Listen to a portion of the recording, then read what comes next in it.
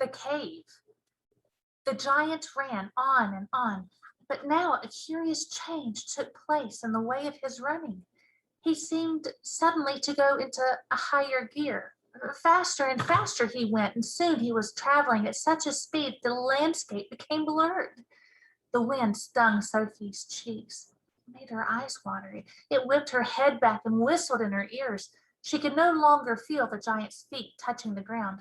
She had a weird sensation they were flying. It was impossible to tell whether they were over land or sea. This giant had some sort of magic in his legs. The wind rushing against Sophie's face became so strong that she had to duck down again into the blanket to prevent her head from being blown away. Was it really possible that they were crossing oceans? It certainly felt that way to Sophie. She crouched in the blanket and listened to the howling of the wind. It went on for what seemed like hours. Then, all at once, the wind stopped its howling. The pace began to slow down. Sophie could feel the giant's feet pounding once again over the earth. She poked her head up out of the blanket to have a look. They were in the country of thick forest and rushing rivers. The giant had definitely slowed down and was now running more normally, although normal was a silly word to use to describe a galloping giant. He leaped over a dozen rivers. He went rattling through a great forest, then down into a valley and up over a range of hills as bare as concrete. And soon he was galloping over a desolate wasteland that was not quite of this earth. The ground was flat and pale yellow. Great lumps of blue rock were scattered around, and dead trees stood everywhere like skeletons. The moon had long since disappeared, and now the dawn was breaking. Sophie, still peered out from the blanket, saw suddenly ahead of her a great craggy mountain. The mountain was dark blue, and all around it the sky was gushing and glistening with light.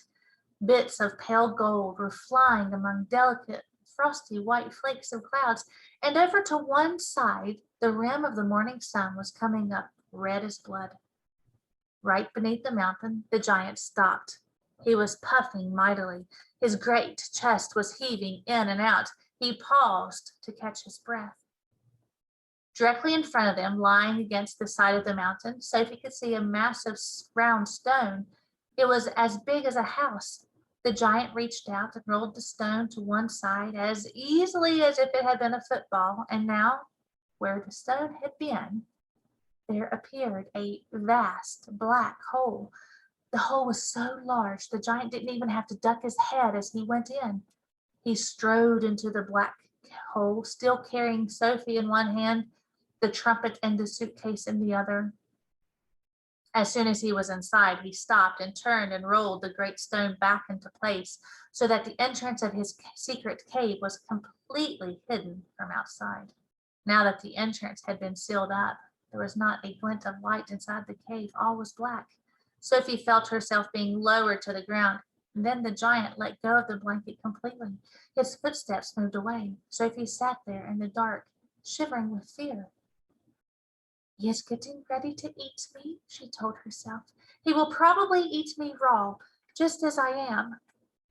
Or perhaps he will boil me first, or he will have me fried. He will drop me into, like a rasher of bacon, into some gigantic frying pan sizzling with fat.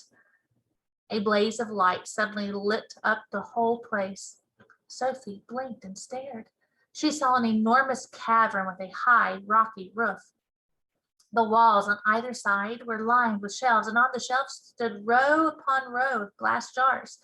There were jars everywhere. They were piled up in the corners. They filled every nook and cranny of the cave. In the middle of the floor, there was a table 12 feet high and a chair to match.